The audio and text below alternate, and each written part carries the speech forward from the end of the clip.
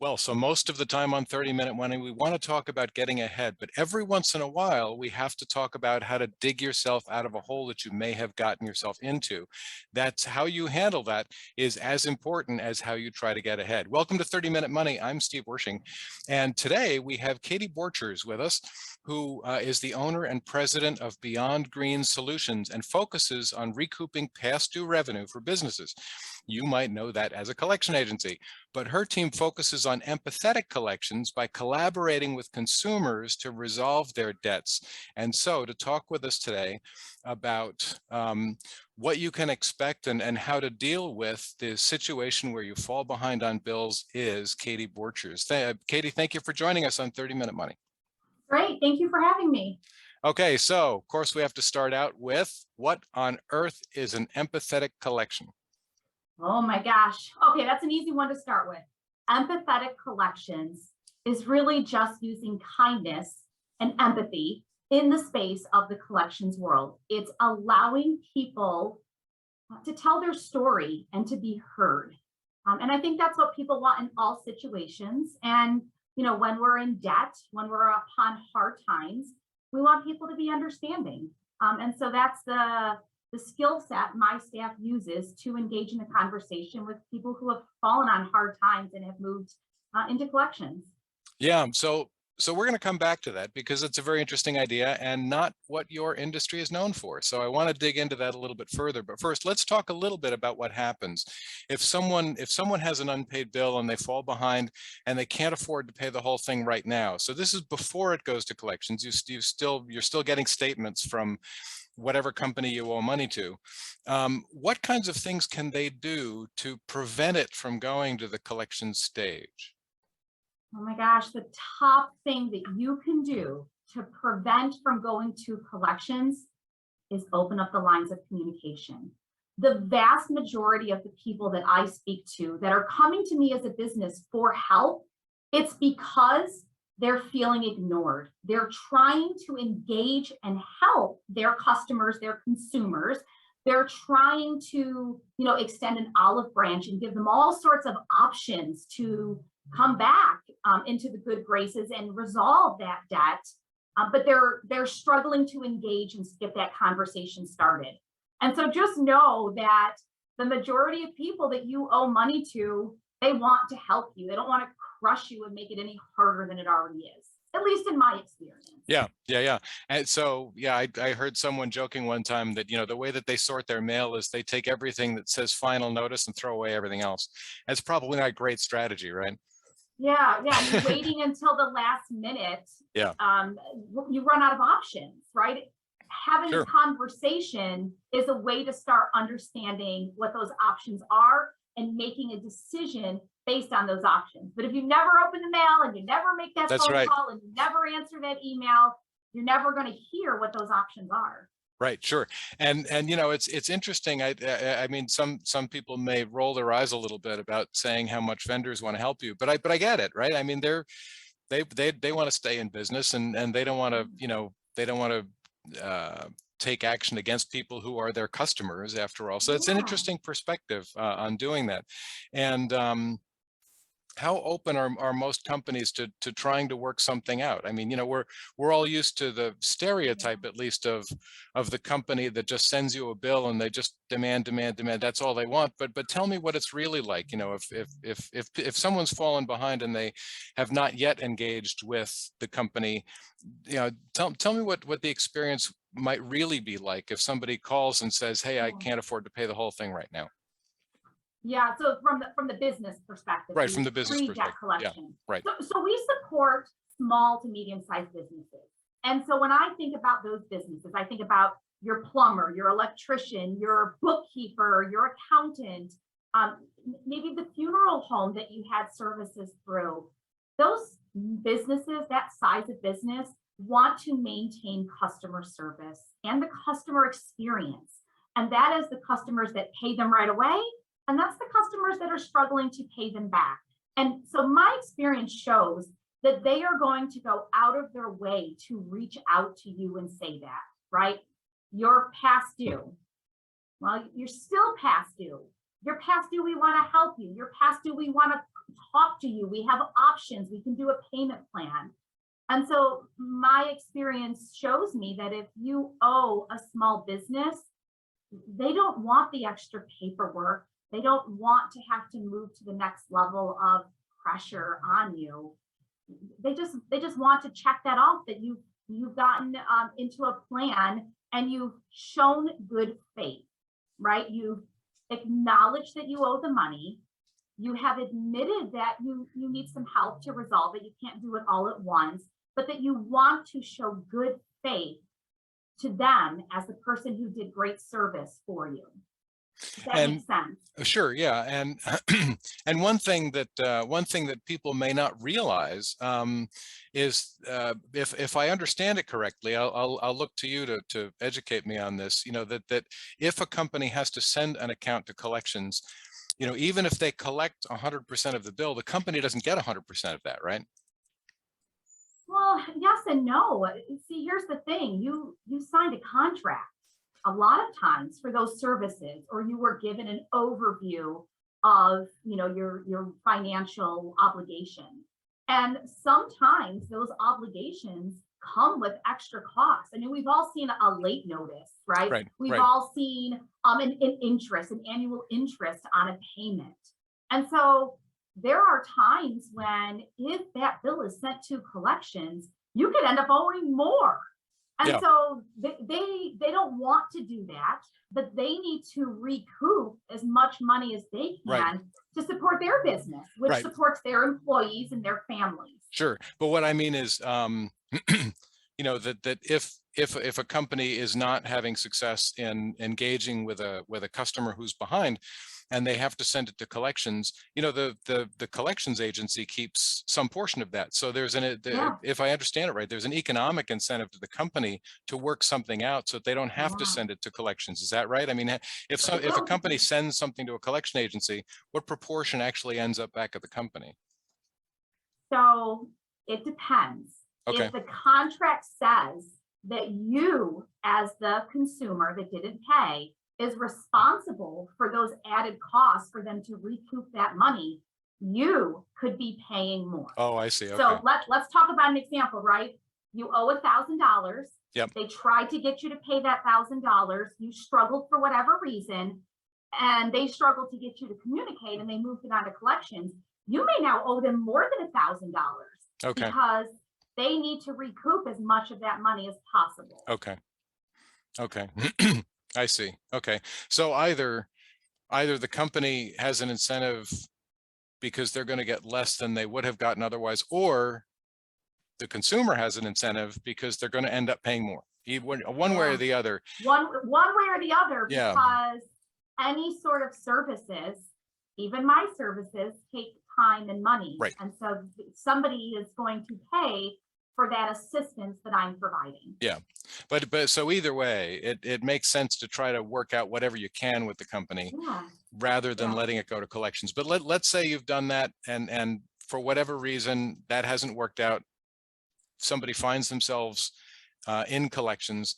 What should somebody expect if a company sends an account to collections? What happens from the consumer's point of view?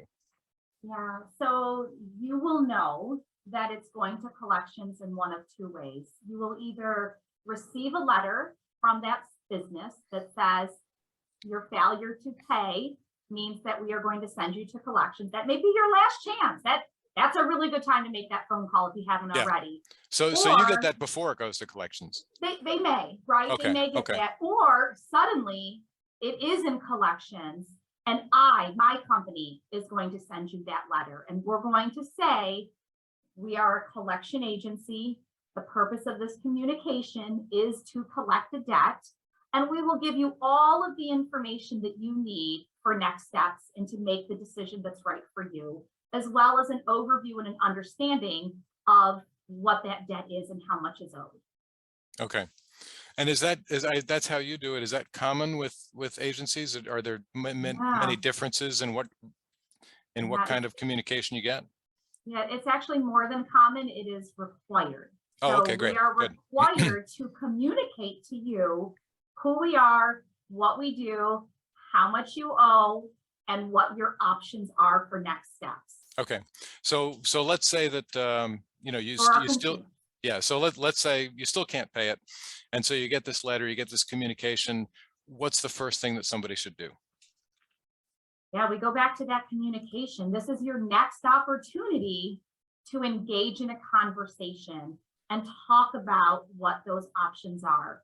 If you truly know that you owe that debt, right? It's not a surprise when you see this letter, the dollar sign is something that you expected, then you want to make that phone call to the agency and talk about how they can help you resolve your debt, because that's ultimately what they're trying to do, right? They're trying to resolve that debt on behalf of the business that you owe money to. Right.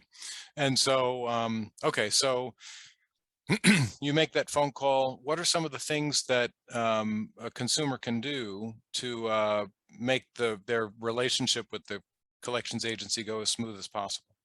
Yeah, absolutely. First off, just answer the phone or call back that message that you receive, or even better off, when you get that letter, reach out proactively to start that line of communication. And, if it is correct, acknowledging, yes, I saw the letter. Yes, I know I owe this much money to this company. And what are my options?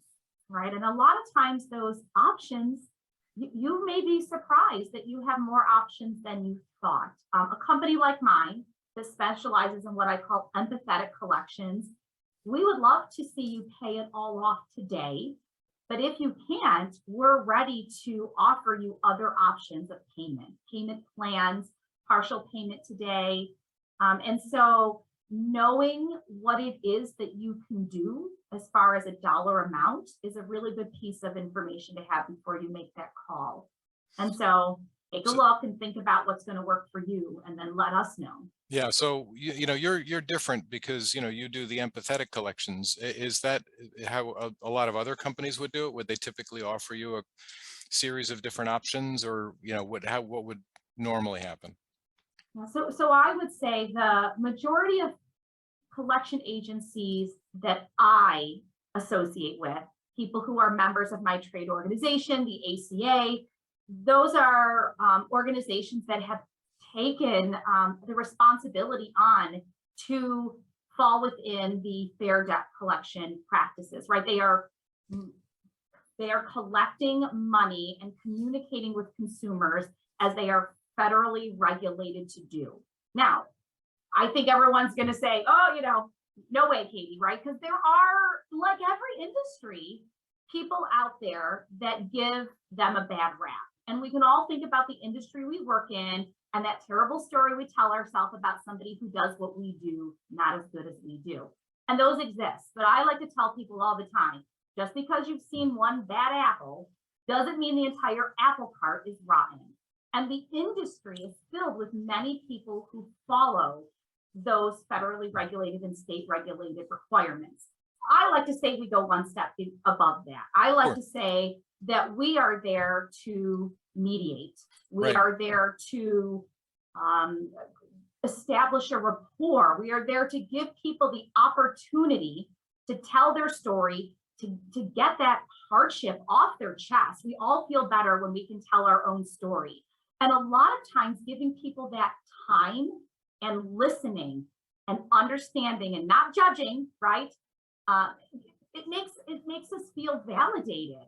It does more than that. It makes us feel like, okay, I can move forward. Sure. Well, And then I can engage in that conversation. that's good advice to a business owner, but we're talking about it from the consumer's point of view. And I'm pretty sure that no consumer is going to want to be empathetic and hear the story of the collections person on the other end of the phone. So I can Oh, certainly no. understand.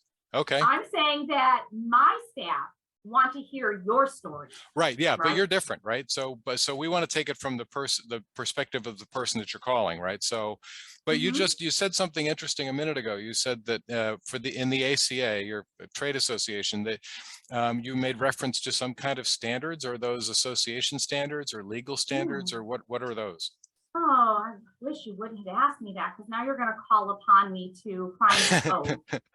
But if you were to go to I won't the ask you to AC recite it. I'll just ask you. don't ask me to recite I'll it. just ask you about it. Right, exactly. Yeah, I mean, the oath is to follow fair collection practices, to treat people humanely, and to, work towards living at the highest ethical standards that our organization can do. And again, I don't think every collection agency is the same. I certainly know that mine goes above and beyond to create that conversation. Sure. But Is yeah, there some place where, and I know that there are a lot of legal requirements too, a lot of legal standards around collections as well. there is. So where is there a place where somebody could get, the standards of your association or the laws Yeah. around it if they feel like they're not being treated really well? Yeah, it's funny that you say that. I actually just got this great pamphlet from the Consumer Financial Protection Bureau, so the CFPB, right? Okay. Those are the people that are advocating for the consumers, kind of on the other side of the fence for me. And they actually give a lot of great information on what should you do if you're contacted by a collection agency. What are your rights? Okay. What are your recommended next steps? And they're going to be the ones that remind you what we should be doing and what you should expect from us in order to follow those rules and regulations. So it's the CFPB, Consumer Financial Protection Bureau. And it's actually really great. This actually has a page in the book, and it's called "How Do I Respond to a Debt Collector?" Oh, great. As a consumer, what is my first step? And it's really funny because one of the first things that it says to do is, well, call them, right? If you get the letter, Sure, yeah, right, exactly. know that this is true, and you know that you owe that, get in contact with them. Don't despair. Call them up and see what your options are. Yeah, don't try to hide. Right. Don't try to hide from it. So we'll put a link to the CFPB in the show notes. That's really I think that would be really useful. So that's great. But one thing you also said, if you get a call, they're going to be talking about a debt. You know what the debt is. You know about how much it is. What if you get a call and it's like you have no idea what they're talking about? Like you have not been contacted by a vendor. You have no idea there's an outstanding bill. What's the best way to respond to that? Yeah, so if you get this letter and it doesn't make any sense to you, you have two options. It will tell you who that business is, who that creditor is, and you can reach out to them and say, hey, I got this letter from a collection agency. Is this legit, right? Did you really engage with this company? Or I'm not sure I agree with what I'm seeing. Or you can let that collection agency know that you need more information, right? I need you to explain to me where this came from because it's not something that I'm familiar with. Yeah. And we can do that. And if you end up in a dispute, where, there's a company that says that you owe them money, but you're thinking about it saying, I either don't know who this company is, or I haven't dealt with that company for 10 years, or, whatever it is, is there, what's the collections agency's likely response to that? Yeah, so we are legally bound. If you do not believe this debt is something that is accurate and you tell us that, then we are legally obligated to stop collections efforts, which is really wonderful if you believe the debt is in error. Mm-hmm. If you don't believe the debt is in error, it's unfortunately not going to make it go away. It's just going to make it stop at this moment. And so,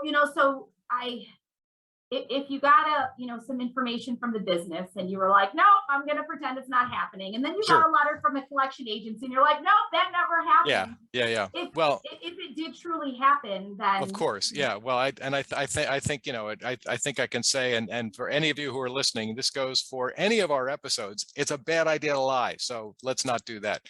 But let's say that truly you don't have any knowledge of it or don't have any of that, is it more the responsibility of the company to prove that you owe that, or is it more your responsibility to prove that you don't owe that?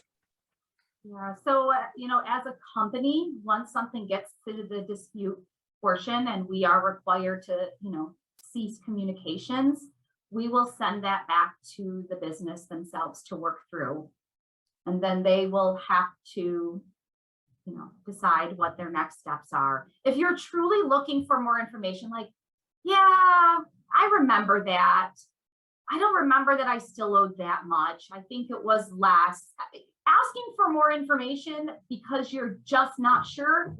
Absolutely. We would love to provide more information from that business on those services and what it looked like at that time.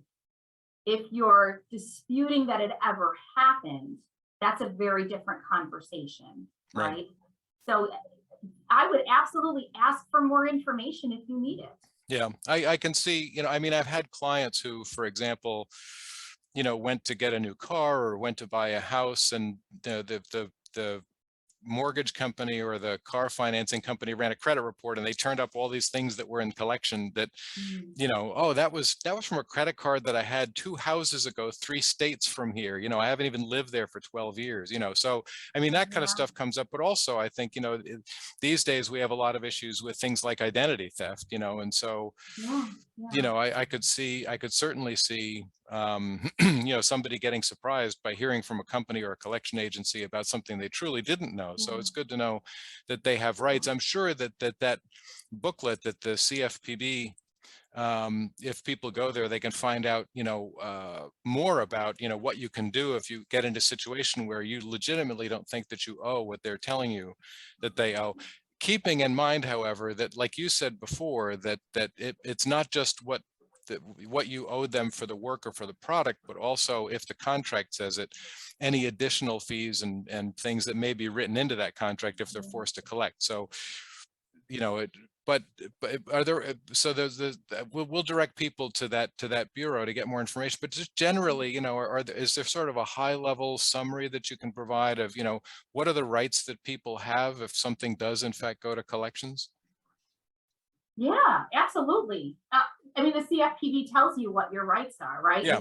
But I mean, before somebody goes there and gets that, I'm just asking you so while they're listening today, are there like is there a high level bullet point list that you can provide people about, hey, Yeah, I mean, you have the right to ask for more information. Okay. You have the right to not be harassed, right? You have the right to be not have repeated phone calls outside of the rules and regulations. You have a right to expect somebody to treat you respectfully and not use inappropriate language. You have a right for them to not give you false information or mislead you in any way, right? We are legally obligated to tell you the next steps and follow up on those. So, you should expect that the information that's given to you is truthful. And that's actually one of the other ones. You have a right not to be lied to. So, any of those things that happen could be the violation of a law by a collection agency. And I kind of go back to my statement, right? I'm a collection agency owner, and I collaborate and associate with a lot of amazing collection agencies through the ACA International that they, like me, would kind of laugh when we say this. Well, of course we're not going to harass you. Of course we're not going to lie to you.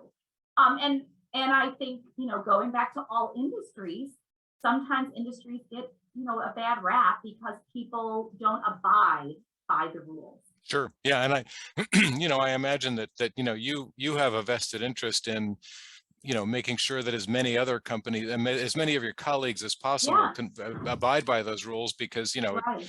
it gives your whole industry a bad name. Just like for me, I mean, if I hear of another financial advisor that's like doing wrong against somebody, I'm going to report it, because, we want to keep our industry clean. In fact, as a certified financial planner, I have an obligation to the CFP board that I will report any of those things. I have, I take an oath to do things, including reporting bad behavior. So, I love that. Yeah. I mean, I want my business to be seen as a respectable business, right, in a respectable industry that is, doing the right thing for our economy, right? Because that's really what my business does.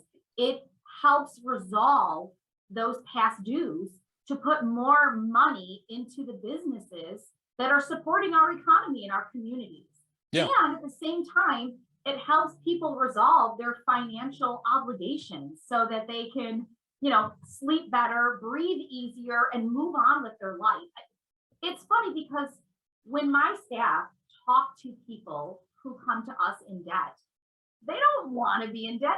Nobody wants to be in debt. Sure. Yeah, Right? exactly. We just don't know what to do when it happens to Yeah. us. And we are either paralyzed, scared, ashamed.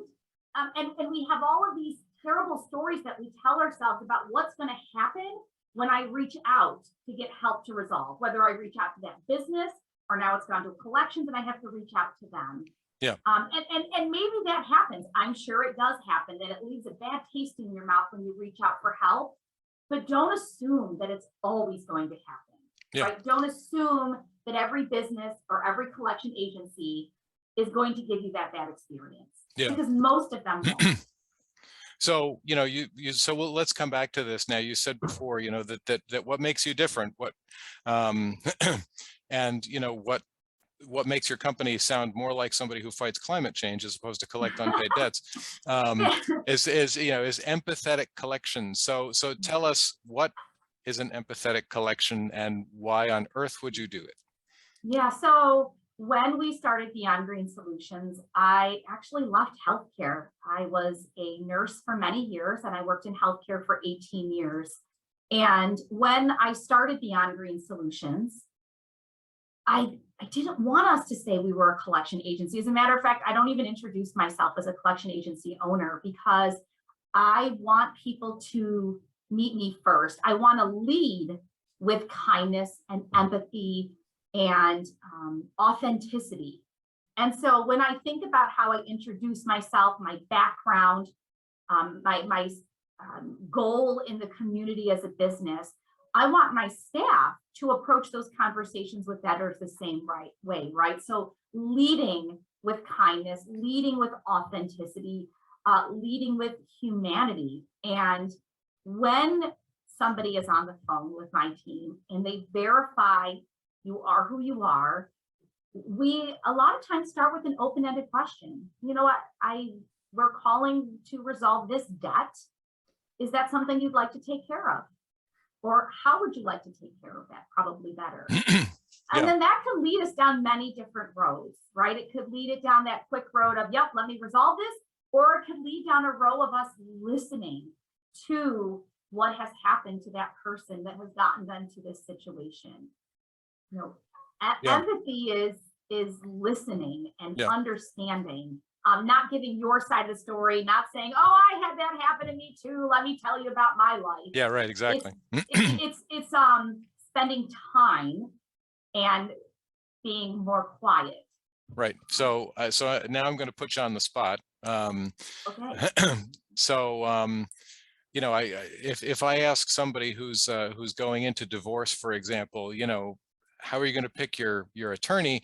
I know some people who would say, I want a bulldog. I want somebody who's going to go in and rip the other side's head off, right? Because that's going to get me the outcome that I'm looking for. So if you're being nice to people, doesn't that make you less effective for the businesses? Wow, I love that question. You didn't even tell me beforehand you were going to ask me that. So listen, let's go back to the divorce, the bulldog. Right. What is the ultimate resolution that they are looking for? They are looking to sever ties and get the most out of what is occurring. When I work with businesses, that's only half of their goal to get the revenue, right? The other half of their goal is to maintain their reputation, to maintain that customer service, because they need that money, but they also want to keep their stature in their community, right? They're small to medium-sized businesses, the backbone of our economy. And so when people come to me looking for my services, and they only have one goal in mind, and that's to get the money at all costs, I'm not going to be that solution for them, because I'm always going to balance that recouping of revenue with the maintaining of your reputation and that customer service in mind. And then I got to tell you, studies show that treating people with kindness and empathy makes them want to engage in conversation more. Why would it be any different when it comes to resolving debt, right? Just like if you're going through a divorce, maybe you reach out to a mediator because he or she can solve problems without, slinging mud. I mean, I don't want to make jokes Sure. about other industries that Yeah. also probably feel as judged as I do. But kindness can lead the way. Okay. And maybe So I'm it's, wrong, and maybe this will be a big failure, but well, I it's believe a, that yeah, it's the right way. it's a good point that the business has more than just collecting the debt, on their agenda. And but I'm assuming by what you're saying is that, when it actually comes to how much money gets recouped, that, your results are similar to your competitors' results. Yeah, absolutely. Okay. I don't have any issues with results that are any different than the Yeah. industry standards. Interesting. Interesting. Well, Yeah. that's that's probably a great way to end the conversation, and it gives us hope for the future that even a collections agency can still perform for the business and be nice to people at the same time. So, here at 30 Minute Money, we're real big fans of having 30-minute action lists. So if somebody is struggling with how much they owe folks and they're working their way toward that, what kinds of things should they put on their 30-minute action list today? Ugh. You've got to put that letter to the top of your to-do list. You need to sit down and understand what it says and how much you owe. Acknowledge if that's true. And if it is, you need to figure out where you're comfortable from resolving it. And then you make a phone call, right? Get your ducks in a row, know what you can do, reach out and call them and see if you can get on the same page with them. Great. That's great advice. So if one of our listeners is a business owner and they want to, take care of any unresolved debts that they have from former customers or current customers, where can they find you, Katie? Yeah, I would love to help them and help their consumers, and they can go to beyondgreensolutions.com and find a way to contact me from there. That sounds great. Katie Borchers, thank you so much for joining us on 30 Minute Money. Thank you.